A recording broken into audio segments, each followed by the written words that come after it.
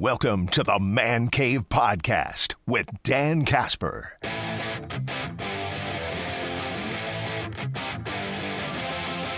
We've got JC Anisi, Justus Cleveland, sports director, busy sports director extraordinaire from WEAU 13 News joining us. First of all, thank you, sir, for stopping in. I know it's crazy time right now with everything. A good crazy, though, right? It's Butterfly by Crazy Town. Nice right pull. Now. Nice pull, man. So, come, my Danny. Come, my little Danny. Oh, my God. That's going to be stuck in my head now all day. Thank you for that. One-hit wonders. Oh, man. Well, on that note, where do you go from there? Yeah. Should we do a little local sports roundup? Sure, let's do that. Kick it off here. So let's start off. I know cross-country states over at the Ridges, a lot of local runners, but we did have some, local success, too, like individuals and such. But always a big-time event down at the Ridges. I mean, you got to start with Lauren McCullough from Menominee breaking the state record in Division I. She just had one of the best seasons you'll ever see in cross country. No hiccups, really, just kept getting better and better. I was at South when she broke, I think it was the 16-minute barrier or whatever, the 17-minute barrier. Like, she was just, everything kept rolling and then goes down to state and just caps it off. She said she didn't even feel like she was running that state. That's how good she's been feeling. To have that mindset, yeah. I don't think this is the last we've seen of her. I think once she gets to the college stage, we're going to see a lot more there. And then Hartman's obviously one of them, not able to compete, but the Bloomer as a team, not just the Hartmans, I want to say, like the Bloomer as a team,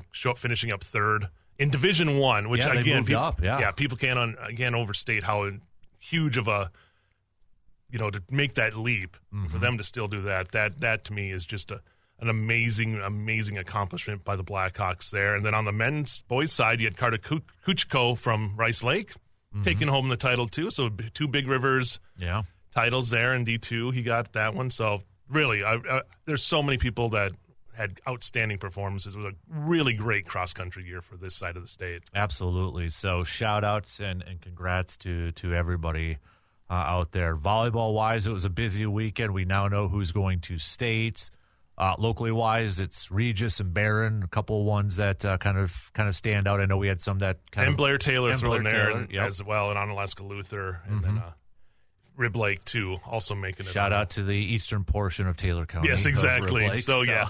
I mean, I happened to be at the first one I was at the Blair Taylor one, and that team, their bigs they have up front, when you can sport two bigs that are around 6 feet tall in that division, it's just fun to watch. I can tell you that much. So they got that win over in Arcadia, and then Regis had its struggles this year, and I think they would admit that, but it's all about playing the best when you need to, and for them to go first defeat McDonald. I was just going to say, then they'll get the sectional title, right after that at McDonald too, which is that just shows you just the wherewithal and how much this team wants that chance to get back there and get a chance for the state title after making it and getting so close last year. So they'll have that chance. They'll on Thursday morning against Montello, at 11:30. So.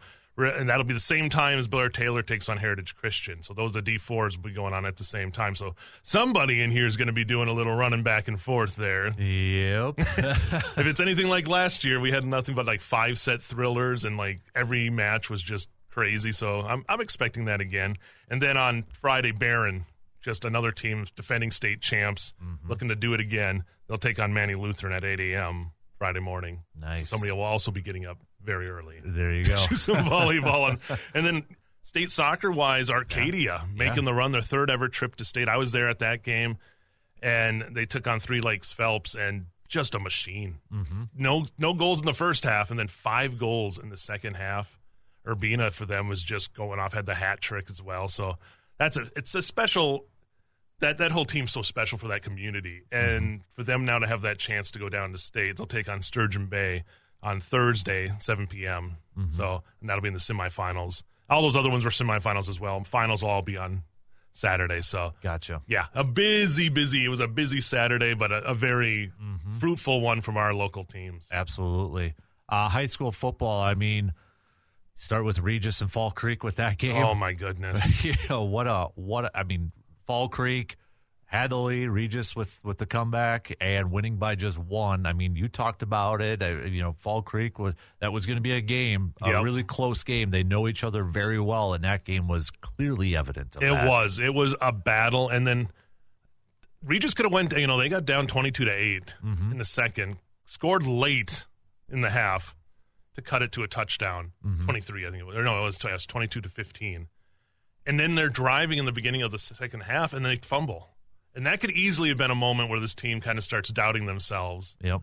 But they stuck with it, forced some turnovers of their own, and that really was the difference in the game, were the turnovers. And then they just one big pass play there in the fourth quarter to get the touchdown, and they get the 2-point conversion to take the lead, and then the defense held. A thriller.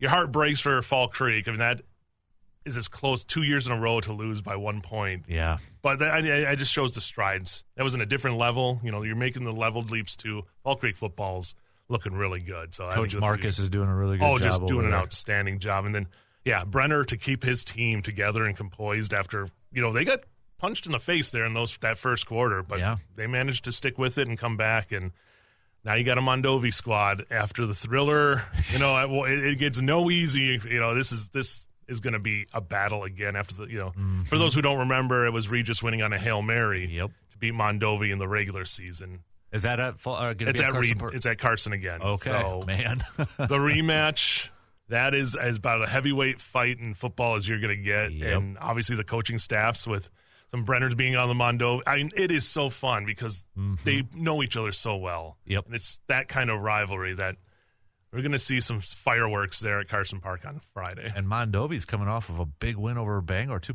41 points right, against and that's them. a Bangor team that is just traditionally a powerhouse too. So for them to do that, it just shows you how well they're playing football right now. And I think how much that Regis loss wanted them to get back to this spot to have the chance to avenge it. Yep. I mean, going across, just some fantastic matchups all across. Division II, we get River Falls versus Oshkosh North, Rice Lake versus Notre Dame. That is going to be a fun one. Yeah, potentially, if it works out, we could see a Rice Lake versus River Falls game to go to state. Right, and credit to Rice Lake. They've moved to Division II. We were talking about in cross-country moving up. For them to move to Division II and still have this success, even if this is as far as they got, you'd be like, okay, they have a good chance against a Notre Dame team that's one of the best in the state. Yep. Obviously, at this point, everybody's one of the best in the state. Right. We're to that point. And then, River Falls has been playing great, and Oshkosh North is a really tough team, too. And we saw what they did to New Richmond.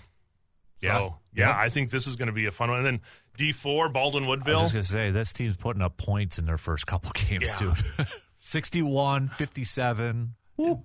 Baldwin Woodville Aquinas will also be just a heavyweight battle. That'll be down at the Veterans Memorial Stadium there in La Crosse. So that'll be a great one. Northwestern Grantsburg. Two teams from the Northwoods there that are just they tend to just battle each other. And you go Boyceville, CFC. I can't like all these matchups. You look in just the 11 player right now, Boyceville and CFC. CFC's barely given up any points this year. Boyceville's offense is just one that can do whatever it wants most of the time. So that's the inhabited, the old, whatever the cliche they used to say in the wrestling when Hulk Hogan and Andre the Giant would meet. And then 8 player. Yep. McDonald and Gilman one step away from meeting each other at the state tournament. McDonald will get Lena St. Thomas Aquinas, something like that. Lena's the one I remember, just because that was the one north of. Yep, Lena St. Thomas Aquinas. Look at that, I remember. Look at that. And that'll be at DC Everest. They move that game there. And then Gilman takes on Oakfield, and that'll be in Wapaka. So both those teams, great shots at making it to state. The way they've been playing. Both of them Gilman picked up a 36-0 victory, and Oakfield coming off a 38-0 victory. It's going to be so much fun. So, that is the slate locally that we have going on. You'll also have swimming sectionals will be on Friday and Saturday as well to throw them in there as they get ready for state as well. Yeah. I'm telling you what, it's going to be a fun Friday. It's going to be a fun 3 days there, Thursday, Friday, and Saturday with all the action. Heck yeah. And not even to throw – local-wise, we got to throw in there Blue Gold Volleyball. I was just going to say, battling Oshkosh on Friday. for the WIEC regular season title. The Blue Gold volleyball team just keeps on rolling and winning and getting better as the season goes on. So far undefeated in WEAU play, I believe. So haven't lost a game at home. This one will be on the road, but I think they only have 2 losses on the season. Yep. This is the team that is built. Like, if somebody goes down or somebody's having an off game, they can just throw you somebody else. And that is just the mark of how the depth of this team. So that is going to be a fun one on Friday as well. So, yeah. I mean, if you have multiple computers, you might have like 12 different streams going. No kidding. There are so many games to watch on Friday, and we'll try to recap them all on SportsScene 13. There you go. Good plug, man. I mean, Blue Gold Soccer, too, men's-wise, we're getting ready for the WEAU tournament, too. So that's going to be – you talk about a program that every year has just advanced further and further into nationals, too. So you got that. Football, a disappointing, probably loss against Stevens Point. High so score, close one. Too.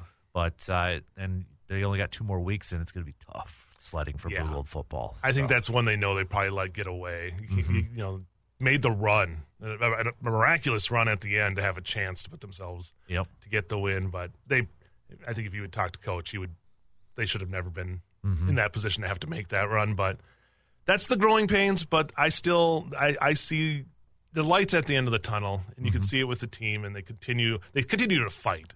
In every game, I was at I went to the River Falls game, and they're down 42-0. And you could call it a game. Yep.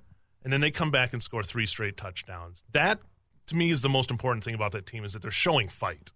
They're not just rolling over and giving up. So I think that's where you got to, if you're the Blue Golds, say, okay, it's not there yet. We took Oshkosh, almost beat Oshkosh on the road. We know the talent's there. It's just a matter of getting it all, playing a full game. Yep. And one of those games, one of those wins will come. Yep, I agree. Stout fell to lacrosse in football. But, hey, end of the week, Blue Gold basketball is going to be back in action. Isn't it crazy? We're already to that point. This is the where things start crossing over, crossing the streams like in Ghostbusters right now. But Blue Gold, for the women's and men's team, adding a couple of assistants with some really big-time basketball pedigrees. I mean, you're talking about an assistant that played at the WNBA and such. And the men's team, I think, under second year was Coach Zach. There's so much excitement with a lot of these newcomers and freshmen coming in. I'm you excited. have Renta returning, so you have some of these. It's a very much mixture here, but I mean, it's going to be fun to see where the direction of this team, because this is probably more his team now. Yep. Because of, like, he still had some. He'll say he was happy to come into the situation with the players he had in there for experience wise. Yep. Now it's some of these will be more of his recruits mixing in there too. So that team, as good as they were last year, could be a lot more fun to watch too this year as well. So I know we got Blue Golds. It's for women's the tip off classic this weekend, and then the men's are going to be taking on St. Norbert back over in Green Bay where Coach Zach was right before. Right, exactly. Stopping over here. So wonder if our good friend Rob will be able to go over there and watch his son play. I would think so with the home game. I'm sure because they play Monday night. So he's got to go check out Rowan play, who just apparently has impressed a lot too, leading up to camp. I think he got the award for a bulldog mentality. Or something like that. So